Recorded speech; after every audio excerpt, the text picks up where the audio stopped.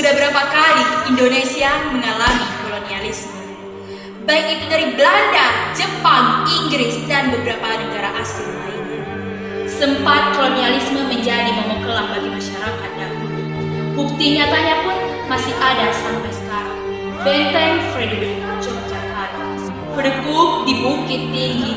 Namun salah satu bukti penjajahan di Indonesia, khususnya di Bengkulu, tak lain merupakan Benteng Marlborough, bekas dari penjajahan Inggris.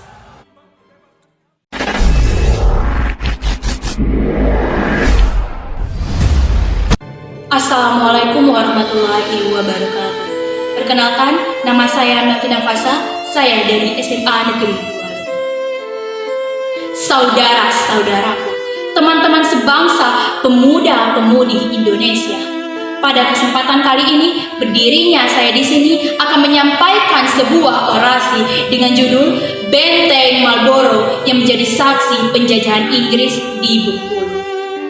Saudara-saudaraku, Benteng Marlborough adalah benteng peninggalan Inggris di Bengkulu.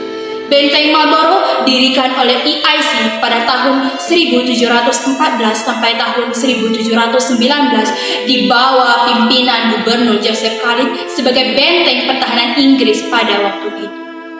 Benteng Marlborough dibangun di sebuah tanah yang agak tinggi sehingga dapat dengan mudah mengawasi wilayah sekitarnya.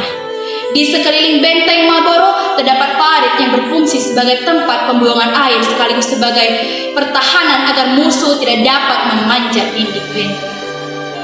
Tidak hanya itu, di dalam benteng Marlborough juga terdapat beberapa ruangan yang berfungsi sebagai ruang tahanan, gedung senjata, kantor, serta terdapat halaman yang luas di bagian tengahnya.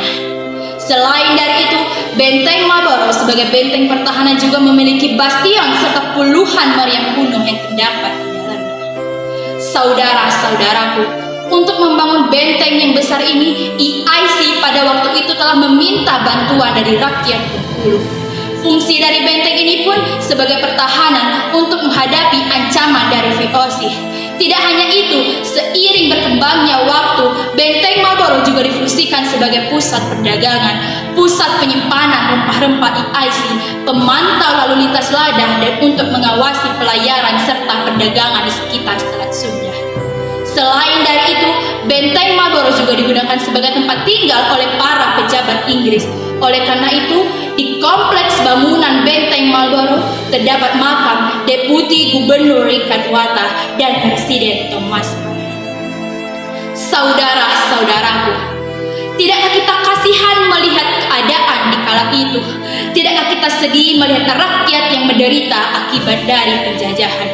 Hai pemuda-pemudi Indonesia, sekarang sudah waktunya kita yang menunjukkan aksi, sudah waktunya kita yang melantangkan suara, tunjukkan pembelaanmu terhadap negeri ini. Sekarang sudah cukup kita dijajah oleh bangsa asing. Mari kita jaga, mari kita rawat, mari kita tumbuhkan rasa kepedulian kita terhadap peninggalan-peninggalan bersejarah yang ada, agar anak-anak muda dapat menjadikannya sebagai bentuk pembelajaran supaya jangan sampai penjajahan seperti ini terulang kembali. Saya Nati Nafasa. Wassalamualaikum warahmatullahi wabarakatuh.